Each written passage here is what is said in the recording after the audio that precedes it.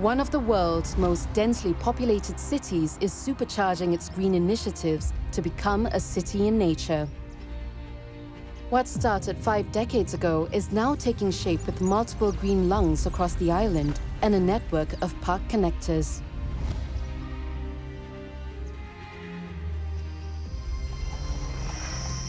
Yeah. But there's more to be done. Every single coastal urban city will need to think about ways to mitigate against climate change. And like it or not, some of these solutions will have to be engineered solutions.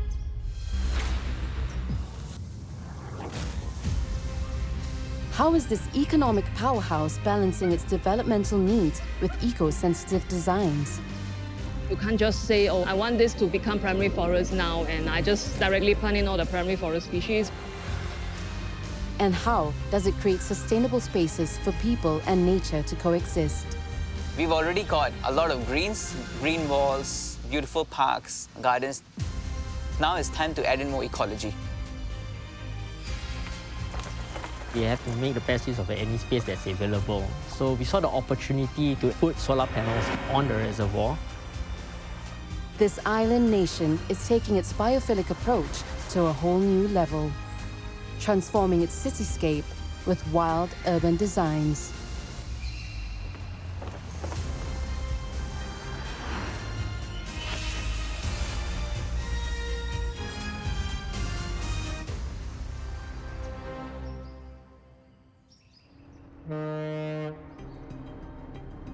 The Straits of Singapore is a vital shipping vein for world trade.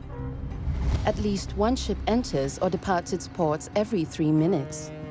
And even though Singapore's waters is also home to more than 250 species of hard corals, this bustling port activity is not ideal for marine life to thrive. Karen has spent the last 2 decades caring for Singapore's marine life. Together with her team, they have a plan that can potentially resurrect the island's coral reefs. We are embarking on a very exciting project together with our partners JTC to design and install artificial reef structures that will be set up just off the waters of Small Sisters Island. Sisters Island is along Singapore's busy straits. In 2015, the waters around the area was demarcated as a marine park to keep urbanization at bay. Leveraging on this, Karen's bold plan is to come up with a design that can bring life to the barren seabeds of Small Sisters Island. You talk about a water column, there's just 12 meters of water and a bare seafloor. How do you then enhance that area? So now we are looking at strategies to enhance biodiversity within areas that didn't exist through design of structures that replicate the natural environment.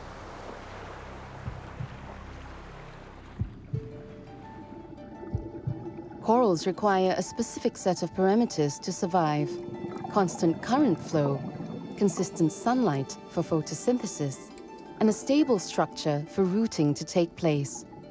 Karen and her team will have to recreate all the important elements in their design.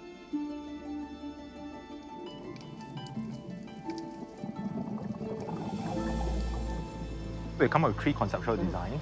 The whole idea is to optimize, to increase the available surface area. This tool you see here are using A-frame, and this is like a pyramid concept. The key difference between design 1 and design 3 is actually the internal structure design.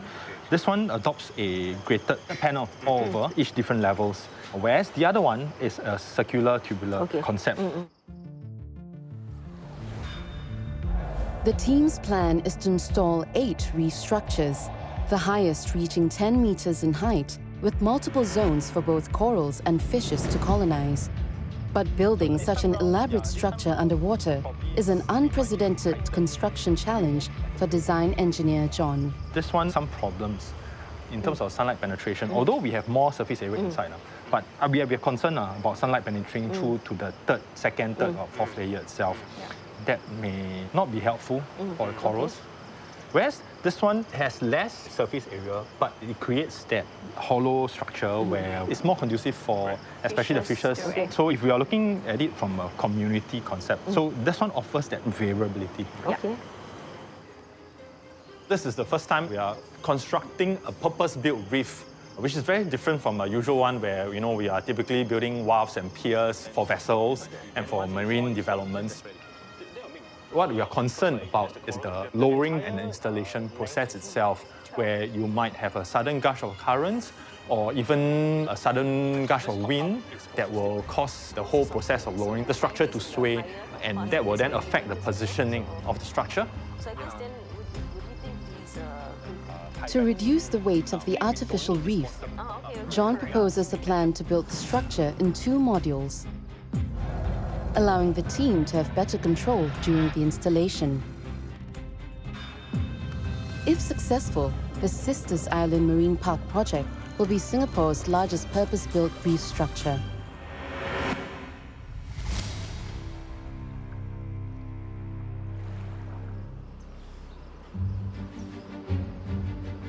Singapore's green cover stretches almost 50% of its land, creating sanctuaries for its people and wildlife.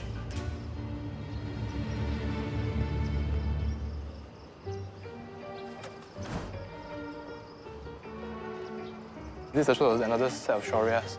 Yeah, this Shoria pauciflora was collected from Bukit Timah Nature Reserve. Sharon Chan from the National Parks Board oversees the conservation efforts of the Republic's native plants. This is a hibiscus, right? This Thespesia is another coastal species. Yeah. Very similar to The sea hibiscus. yeah. This is another name.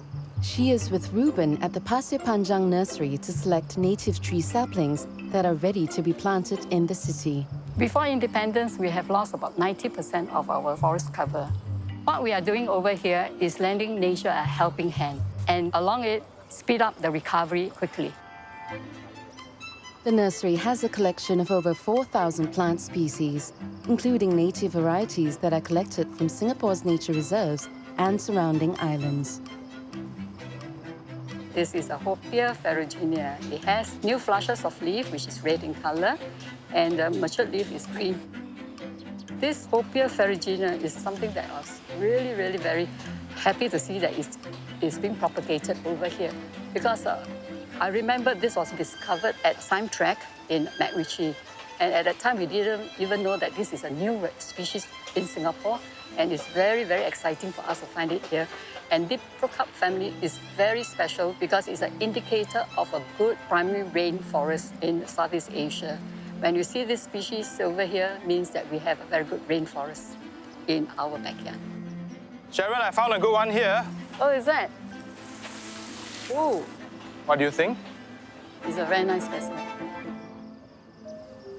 To date, the team has planted over 300,000 native trees in the city. This one has seeds.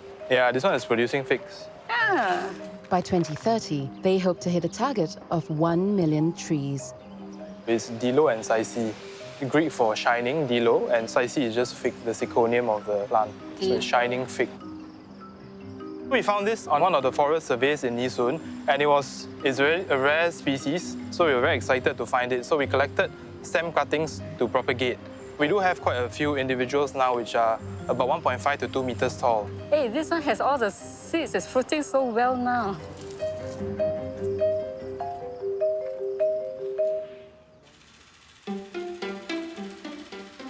Rewilding is a term to say that we do not actually pay too much attention to weed out all the weeds because nature takes its course. So less horticultural attention being paid to it and let nature, because when you don't disturb an environment, it means less interference. This is not a short-term campaign. It doesn't take 1 year to achieve, but in fact, many years. And it's not one person's effort, but everybody's efforts. As ongoing efforts continue to transform Singapore into a city in nature, one strip of railway is in the midst of enhancement. Nature enthusiast Kwok Peng and forest ecologist Kang Min have spent the last decade working with multiple groups to rewild this green space. You can see the Buddha tree growing on the roof. These are remnants and vestiges of the KTM railway. When you take the train from Singapore to Malaysia, you would pass by some of these buildings. Breadfruit, that one with the lobe leaf, very big leaf, but irregular shape.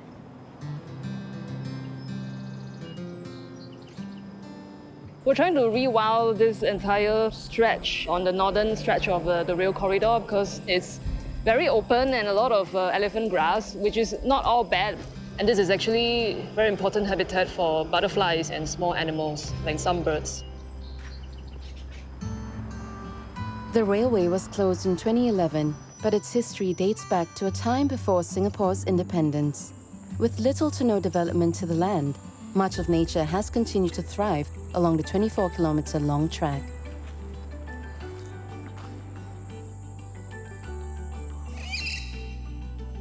Hey, that's a fig tree, man. Huge one. This could be a potential pioneer species, right? Yes, we need to get their fruits when they fruit. A reforestation project is very complex. It involves a lot of people, involves knowledge of the species and when they flower, when they fruit. The fishtail palm is fruiting. It's fruiting, but it's not ripe. No luck on the canopy. Let's try the Maybe we can find ground. something on the ground. Okay, there's some fig fruits here. It looks like could be the Ficus fistulosa or Ficus variegata. Could be potential for germination. Yeah.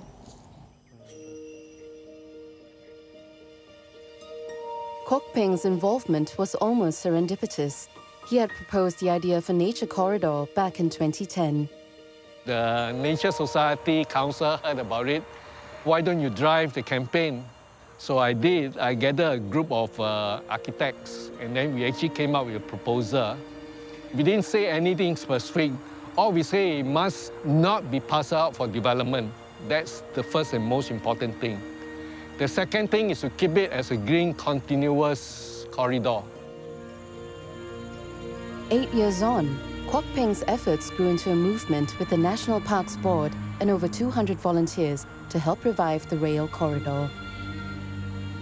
We want to replicate what nature is doing and also to accelerate that process by planting in these trees. Because if we don't do that, then yes, if we leave it alone for a long time, maybe 100 years, the forest will come back. But it's 100 years. If there's anything we can do to accelerate this process is to plant the trees in.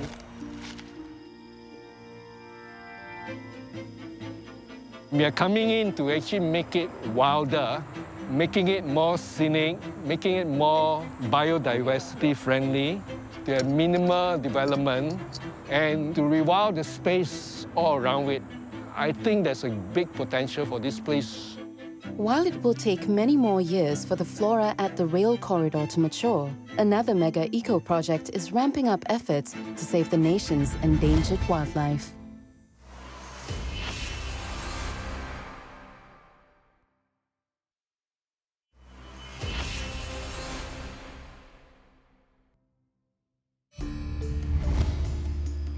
For decades, Singapore's Mandai Nature Reserve has been separated by a road, resulting in a wildlife danger zone. When we landscape this bridge, what we're trying to aim for is to create forest structure that is very similar to the surrounding. So that would have a mix of trees that grow at different heights so that we can achieve a tiered forest structure. The canopy is forming really nicely here. That's what we wanted, to achieve at least an 80% cover. And what we're aiming for is a continuous canopy eventually, so that the animals will feel safe to use this bridge to cross from different patches of the forest around this area. Before the bridge was built, animals like the Sunda pangolin, wild boars, and samba deer became victims of roadkill. Surveillance cameras are set up along the 140-meter bridge to track animal movement for research and study.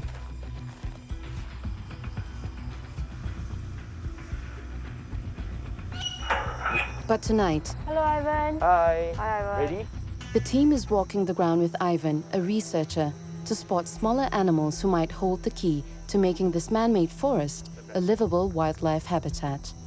You can see it's really picking up bat calls.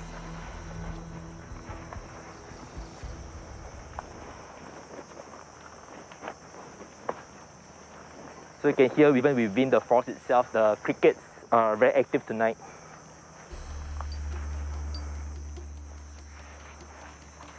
There's some wild boar tracks over here.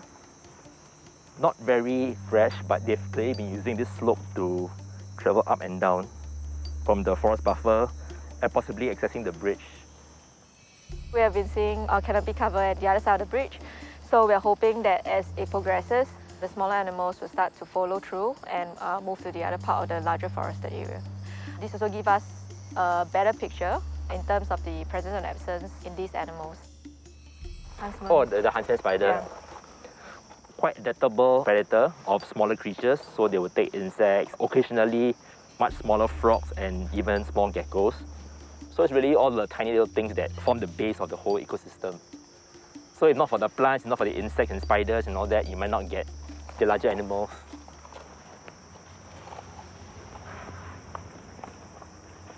There's an eye shine quite far away.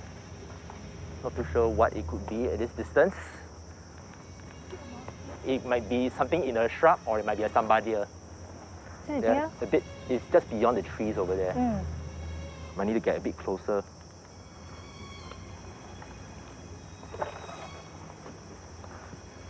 You can actually see the sambadia again, the eye shine, but it might move behind the tree. Oh, okay, yeah. I see it again. You can see the eye shine again. No, the deer.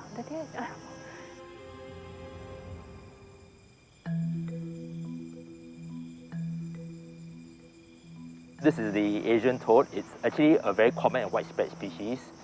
You normally find that in more open areas compared to the dense forested habitats.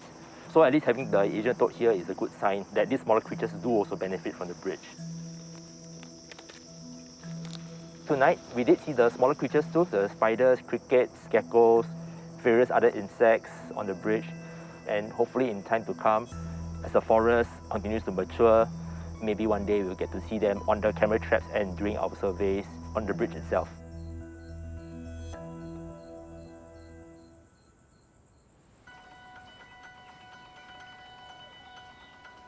Singapore's green plans have been unfolding for several decades. Some 400 urban parks spread across the island, bringing green pockets into the city's residential estates. From Utilitarian Canal to meandering waterway, Bishan Ang Mo Kio Park spans over 60 football fields in size.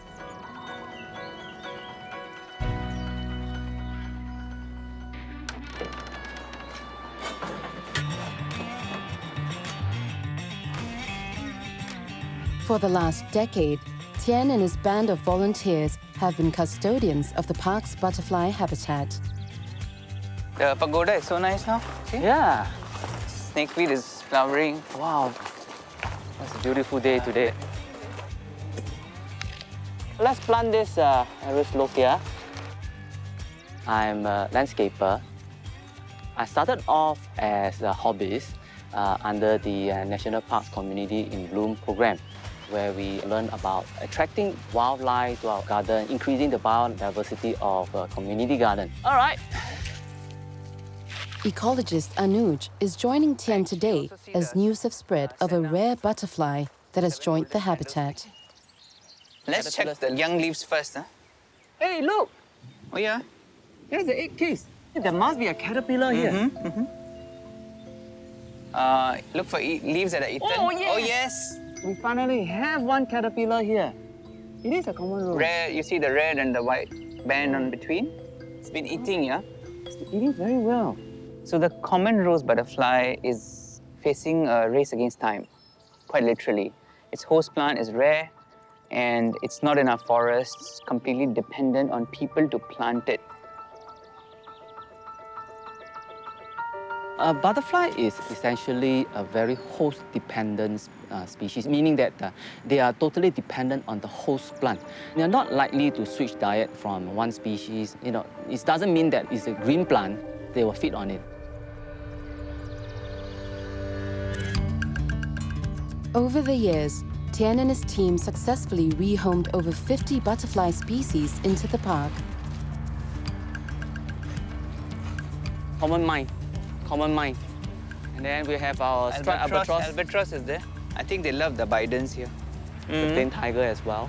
You always can have so-called a good show of butterfly around this area here. Oh, look! Orange two orange immigrants. I feel happy. When other people tell me, my goodness, your garden has a lot of butterfly, that makes a very big difference to me because it is not a simple task such as you plant, they will come. Because you need to understand their natural habitat. For example, common rose, what is your natural habitat? In general, they like to have a slightly shady and cooler environment. So when we plant the plant over here and we manage to attract them, and we feel a sense of accomplishment having to so-called justify our, our hard work. For the common rose butterfly to call this place home, the team is introducing more host plants for it to breed to its colony. So this is the host plant of the common rose. The caterpillars feed on it, and because of this long pipe-shaped flower, it's called Dutchman's pipe. This is the only preferred host plant for the common rose. I'm going to remove this huge rock over here. All right, let's take it out. This is the Dutchman's pipe, host plant for the common rose and birdwing. Let's plant it here. Okay. In 2015, the common rose butterfly was voted by the people as Singapore's national butterfly, making its survival even more special for the team. I love the part about designing a garden, not just for aesthetic, and if the garden were to attract so-called wildlife, I find it very satisfying. You see the birds at its own natural setting, the insect at its own natural setting, and it makes a sense of accomplishment for me.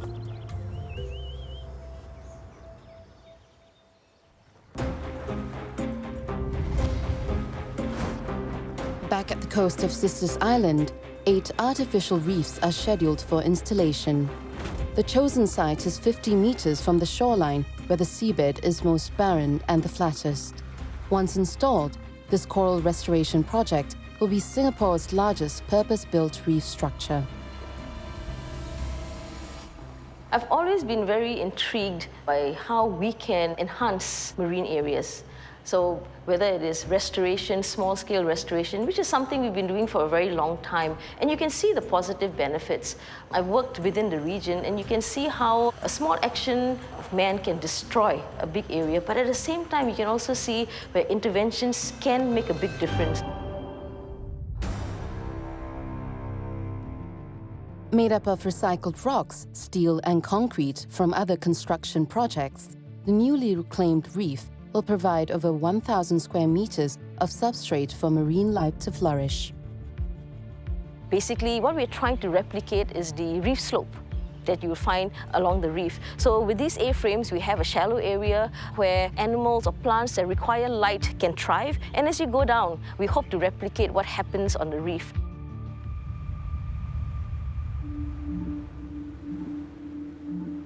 Today, the team has gathered to witness history in the making.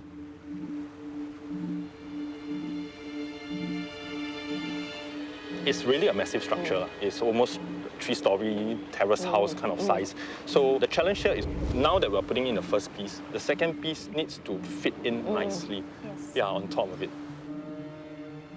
Because of the proximity to the natural reefs, we do not want to cause any disturbance to the seabed and sedimentation around the area.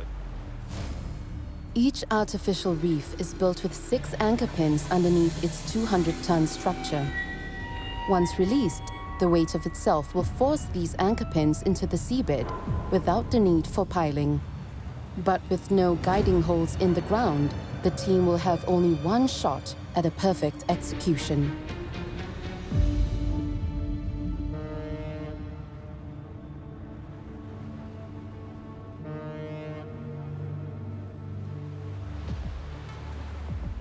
It's very important right now that as they go through the water column, they don't drop it down too drastically. In order to control the swing itself, they have a safety boat as a site where they have rigging so that the structure doesn't rotate. You can see some of the workers on the barge doing the positioning to make sure that the structure is exactly where they want it to be. So it's going down right now again. Fingers crossed. Okay, looks good. That's good. Okay. Okay, thumbs up on the boat. All clear. Excellent. So 1 down. 7 to go. 7 to go.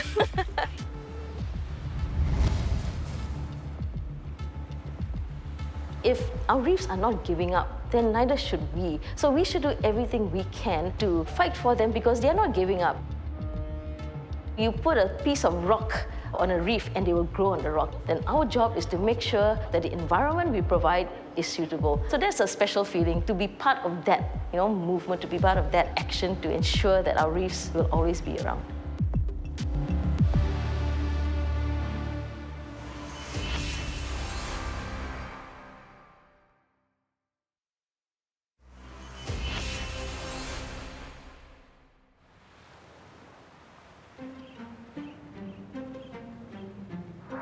For a country with a lack of natural resources, freshwater reservoirs are cherished assets of Singapore. These water containment facilities are also a haven for wildlife. In recent years, engineers are looking at ways to generate sustainable energy from this precious real estate. The meters? Yes. All inside, right? All inside. The spares all inside? Yeah. Lead engineer Rizwan is priming the Lower Seletar solar farm for Operation Day. Now check string 1, right? 8011. Okay, next one. We are building a 1.5 megawatt peak solar array in Lower Seletar Reservoir. It will occupy only 0.5% of the total reservoir space. Electricity on water, typically people think it doesn't mix. So in the design stage, we make sure that all the electrical safety design is already taken into consideration. Pontoons made up of food-grade polyethylene keep 3,000 solar panels afloat. The harvested solar energy is able to provide for 30% of the reservoir's power needs. But these exposed panels make maintenance a tricky balancing act. We share the space with birds, lots of birds, swifts and herons. And what we are encountering now is that the birds are leaving their droppings all over the solar panels. As a result, we have to actually clean the panels almost a daily basis to make sure that they are producing the required output.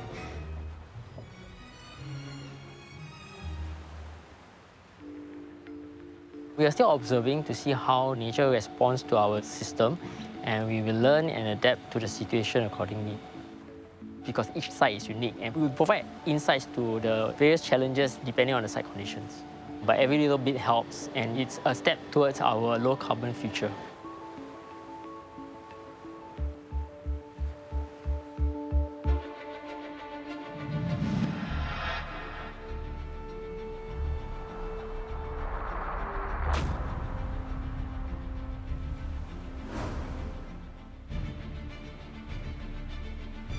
At a size of 45 football fields, the Tenge floating solar farm can generate enough power to fuel the needs of about 16,000 households for a year.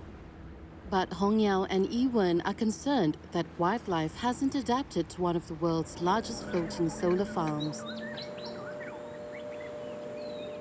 OMR, 2 herd, and dark-necked tailor bird, and yellow-vented bulbul, 2 herd. So the that's the white-bellied sea eagle. Can't see it, can only hear it. So it's perching probably behind there somewhere, yeah. I've seen about 3 adults around the reservoir and 1 juvenile.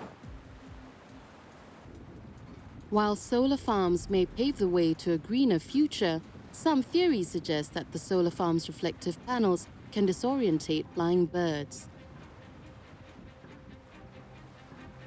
Tenge is unique in the sense that it's a drinking water reservoir and it's also a place with a lot of biodiversity. For this installation in such a sensitive environment, we only covered 1/3 of the reservoir. This allows sunlight to continue to penetrate in the exposed areas and allow the ecosystem to continue to thrive under the panels. Because this area has a lot of birds, another thing we did was to apply a coat of anti-glare on top of the panels, and this helped the birds differentiate what's solid and what's water.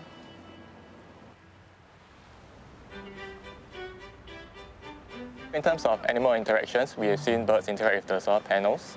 Like grey herons, they roost on the panels, they open their wings and then they sun their wings. And then we have also seen migrants, like the common sandpiper and even the white wagtails, feeding on the insects that might be around. While local birds have found another use for the solar panels, not every resident seemed to have welcomed this new water feature. During construction, we noticed that the otters use the reservoir a little bit less, likely due to the presence of the construction works and moving the PV arrays around. Now, moving on to post-construction stage, we are hoping to see the otters coming back and using the reservoir more. Camera trap. Where is it? It's on that tree. The camera traps are set up for otters. So here we are seeing whether the camera trap has picked up any otters using this area today. These footage have become a resource for Hong Yao and his team to determine if more is needed to restore balance. So we don't see any otters here, but hopefully we can pick some up nearer to the array. Okay, we're done for this point. Otters have been a familiar sight in Singapore's reservoirs and canals. But Hong Yao is worried that the solar farm has chased them away for good.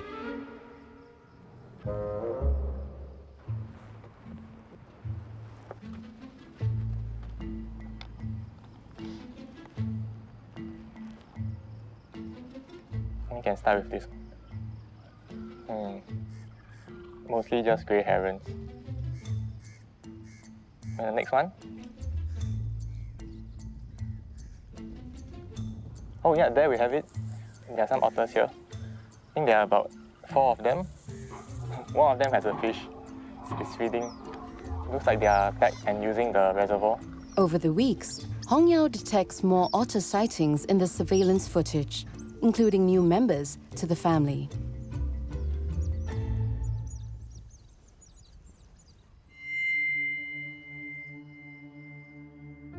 Singapore's geographical position makes it a prime location to harvest the sun's energy. But being on the equatorial belt also has its flip side. Heavy tropical storms that can destroy these fragile panels in a flash. Eugene Tay is the man who oversees the operational processes at the Tengay floating solar farm. Right now, we are trying to swap out a PV panel because we just discovered that it has been struck by lightning. If they have microscopic defects, they are not as efficient and they will degrade faster. One of the biggest challenges is that this is the first large-scale floating solar farm that is built in Singapore. Efficiency is actually one of the top priorities because efficiency directly impacts our generation, and we want to swap out any panels that have functional defects so that we can accurately gauge the performance of the entire PV plant.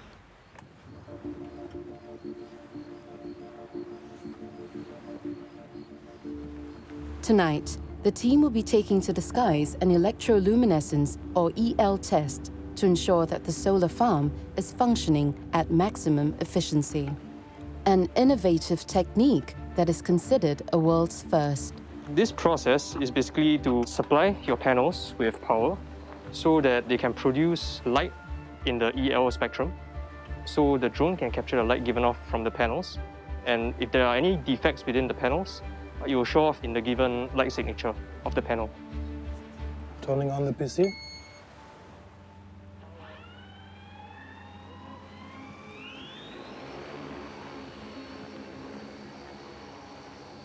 Operating an EL test at night reduces the farm's downtime in the day. And with 122,000 panels to survey, the inspection on a drone is a dream come true for the team. EL test is normally done in a factory. So what's special about this is that it's done when it's actually installed on site. Measuring. A lot of the times when you just test it at the factory, it just shows that it's good at the factory. But a lot of things can happen after the factory, like during transportation, during installation, that causes damage to the cells. We measured the whole combiner box number 10. Okay. Everything is fine. Okay, sure, that sounds great. At maximum generation capacity, Tengay Solar Farm will be able to power all of Singapore's water treatment plants, providing the nation with a sustainable and green waterworks system.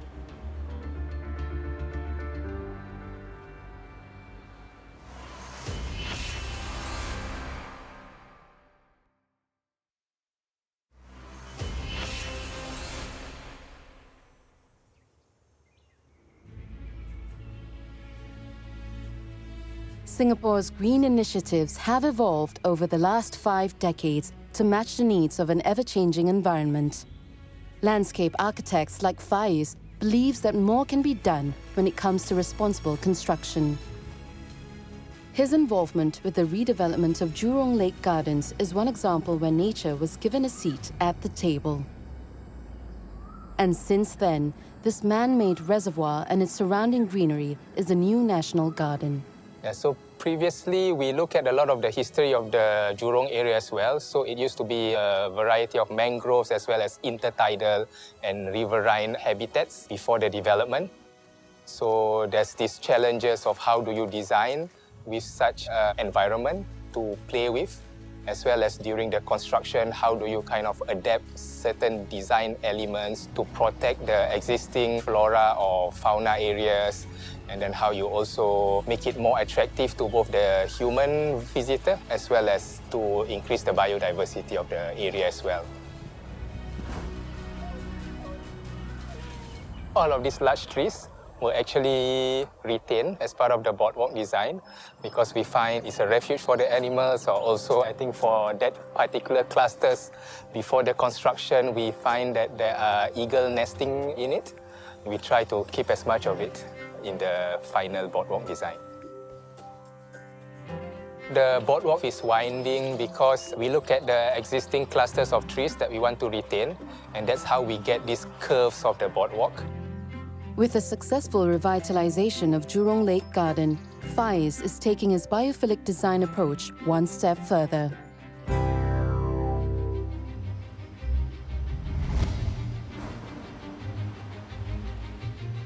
Together with lead engineer Lexter, their next project is to construct a 3.3-kilometer-long boardwalk in Mandai that will offer public access to a section of the nature reserve that was once off-limits.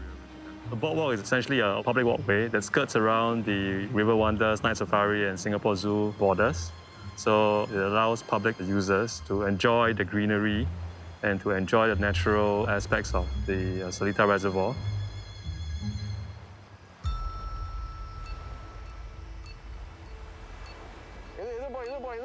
With construction works taking place next to the reservoir, the team is taking extra steps to protect the surrounding areas.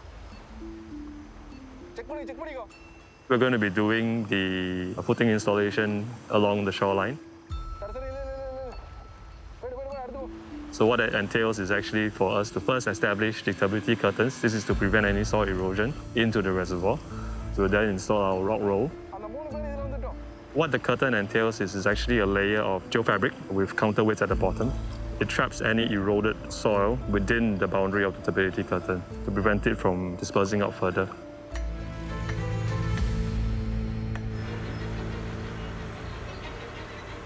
To reduce siltation, the team has opted to set up the curtains without heavy machinery, so it is back to basics.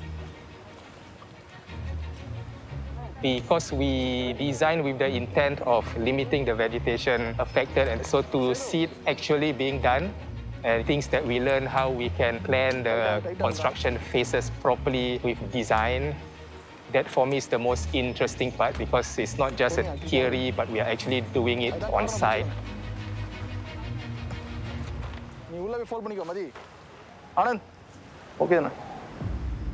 A small leak is detected at one of the turbidity curtains and the team rushes in to stop it. Foreman, come here.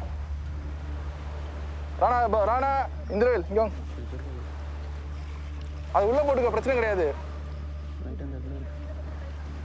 So if we don't stop the leak, all the efforts that we have put in so far in terms of environmental management will all be put to waste. We must make sure there's no leakages. So we just go and check one more time. Yeah. using the boat. He will check any leakage outside or not.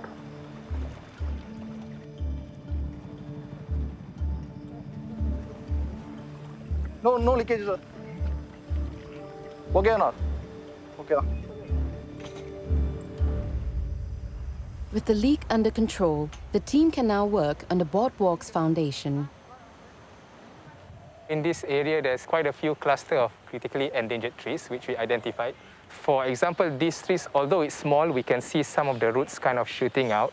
There's a footing here, and then the next footing is somewhere there. We make sure there's sufficient space between where they are going to dig the footings and where the primary roots are. Where it's quite close to tree clusters, the design of the footing is quite flexible, and also the installation of it. For the workers, they can shift it around to make sure we don't excavate any of the roots or damage it. But it's a manual work, of course, so there's also considerations for the workers, kind of how much they can carry. So it's both for engineering consideration as well as the habitat consideration as part of the footing design and installation. All the things we do to make sure that we minimize the impact of the vegetation as well as the water. Hopefully we can bring this knowledge towards future projects as well.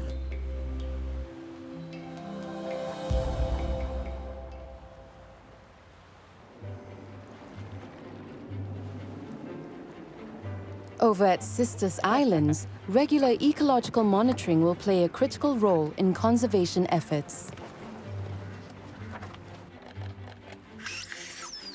Everyone got their gear? Yep. Cameras? Yes. All right, let's go. For the last 3 years, Karen and her team make monthly visits to the island's artificial reefs to check on their progress. Today is perfect. Sisters Island is actually very interesting because currents can be strong most of the time. So in a month, we might get 2 days where the currents are favorable, and as you can see today, there's no current, so it's perfect conditions for diving, and we need that because we'll be moving around quite a large area. 8 artificial reefs have been placed off the island for marine life to colonize on barren seabeds. The team hopes that nature is responding well to their rejuvenation efforts. A healthy reef habitat must have a whole variety of biodiversity. On a reef, the top predators are fish. So if we want to see a healthy reef environment, we will need to see a vibrant fish community as well as all the other marine life. Welcome to the dive site. You'll be monitoring the corals today at units 5, 4, 3, and 2. Look out for health signs, whether there's coral bleaching, dead coral skeletons left behind. Me and Karen will be looking at the integrity of the units themselves.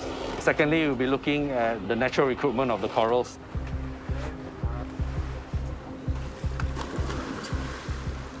If we see good biodiversity there, we know that the reef is healthy, and we'll continue doing what we're doing to ensure that they continue being healthy.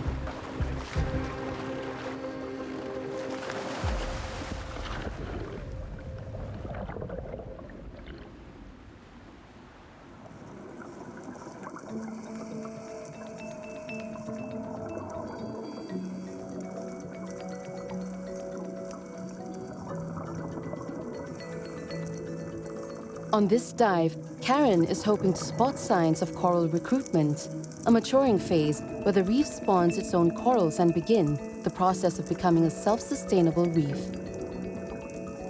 When you create a space for things to settle on, we wait for animals to come and settle. So animals that settle down and grow, we call them recruits. So they recruit onto a particular area. Around the world, some corals only spawn once a year. So sighting recruits on a 3-year-old reef is a huge win for the team. It's amazing to see the coral recruitment that occurred over the last 2 years. Some of the corals have attained sizes of over 20 centimeters, some even more than that, which basically means they are growing quite well and they're growing healthily within this water. The thriving reef ecosystem has even attracted juvenile fishes to call this man-made reef home.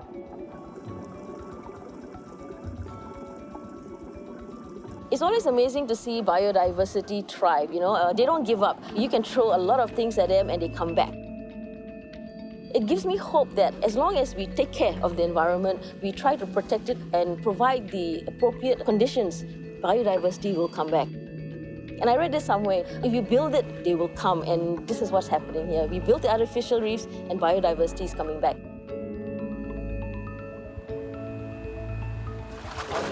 Oh, amazing.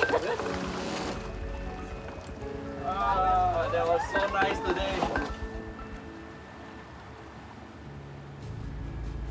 This dive is really important because we wanted to make sure that the artificial reefs were created to serve a particular purpose, and today we saw that. The artificial reefs are slowly maturing and serving the purpose of increasing biodiversity while providing habitats for other species to come in. So amazing day, amazing conditions, and amazing artificial reefs.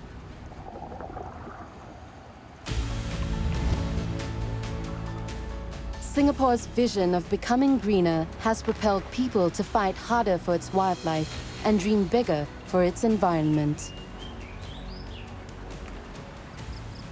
This project has definitely been a once-in-a-lifetime experience for me. To be able to work so closely with nature, at the same time to conserve as much as possible, to blend the two together, construction and environmental. And by sowing the seeds of a sustainable future now, these guardians of nature will lay the foundations for generations to enjoy. So we have to do all we can as a community to come together and take small steps, be proactive to learn how to coexist with nature.